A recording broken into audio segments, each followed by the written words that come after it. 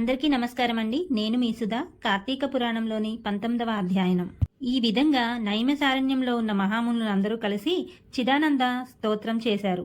అటు పిమ్మట జ్ఞానసిద్ధుడను ఒక మహాయోగి, ఓ దీనబాంధవ, వేదవ్యాసుడా, వేదాలు చదివినవాడా, అద్వితీయుడా, సూర్యచంద్రులలే నేత్రములు గలవాడా, సర్వంతర్యామి, బ్రహ్మరుద్ర దేవాదులచే సర్వదా పూజింపబడువాడా, నిత్యుడా, నిరాడంకరుడా, సర్వజనులచే పూజింపబడుచున్న ఓ మహాదేవా, నీకివే మా హృదయపూర్వక నమస్కారాలు. సకల ప్రాణకోటికి ఆధారభూతమగు ఓ నందనందన, మా స్వాగతమును స్వీకరింపుము. నీ దర్శన భాగ్యం వలన మేము, మా ఆశ్రమములు, మా నివాస స్థలములు అన్నీ పవిత్రమైనవి. ఓ దయామయ, మేము సంసార బంధం నుండి బయటపడలేకున్నాము. మమ్ము ఉద్ధరింపుము.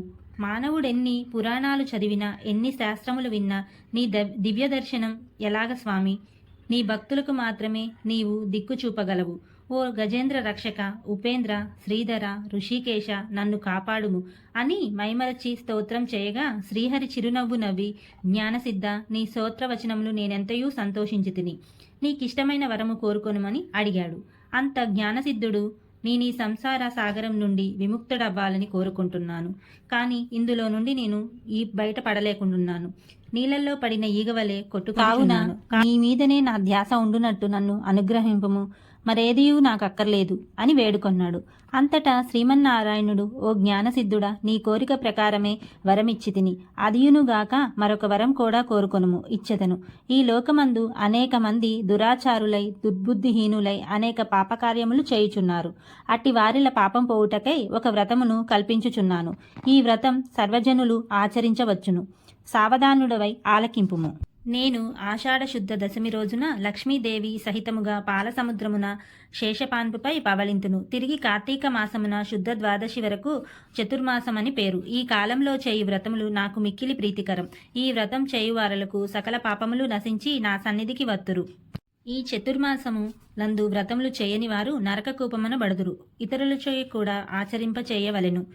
దీని మహత్యమును తెలిసియుండియు వ్రతం చేయని వారికి బ్రహ్మహత్యాది పాతకములు గలుగును. వ్రతం చేసిన వారికి జన్మ జర వ్యాధుల వలన కలుగు బాధలుండవు. దీనికి నియామితంగా ఆషాఢ శుద్ధ దశమి మొదలు శకములు, శ్రావణ శుద్ధ దశము మొదలు పెరుగును. భాద్రపద శుద్ధ దశమి మొదలు పాలును, ఆశ్వీజ శుద్ధ దశమి మొదలు పప్పు దినుసులు విసర్జించవలయును. నా యందు భక్తి కలవారని పరీక్షించుటకై నేనిట్ల ద్రవ్యమును శయనింతును. ఇప్పుడు నీ వసంగిన స్తోత్రములు త్రిసంధ్యల యందు భక్తి శ్రద్ధలతో పఠించిన వారు నా సన్నిధికి నిశ్చయముగా వత్తురు. శ్రీమన్నారాయణు మునులకు బోధించి శ్రీ మహాలక్ష్మితో గూడి పాలసముద్రమున కేగి శేషపాన్ప మీద పవళించెను. వశిష్ఠుడు జనక మహారాజుతో, రాజా, ఈ విధంగా విష్ణుమూర్తి జ్ఞానసిద్ధి మొదలగు మునులకు చతుర్మాస వ్రతమహత్యమును ఉపదేశించెను. ఈ వృత్తాంతమును అంగీరసుడు ధనలోభునకు తెలియజేసెను.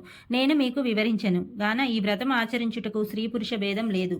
అన్ని జాతుల వారు చేయవచ్చును. శ్రీమన్నారాయణుని ఉపదేశం ప్రకారం మునిపుంగవులందరూ ఈ చతుర్మాస వ్రతం ఆచరించి ధన్యులై వైకుంఠమును కేగిరి. 19వ రోజు పారాయణం సమాప్తం. ఓం నమ శివాయ.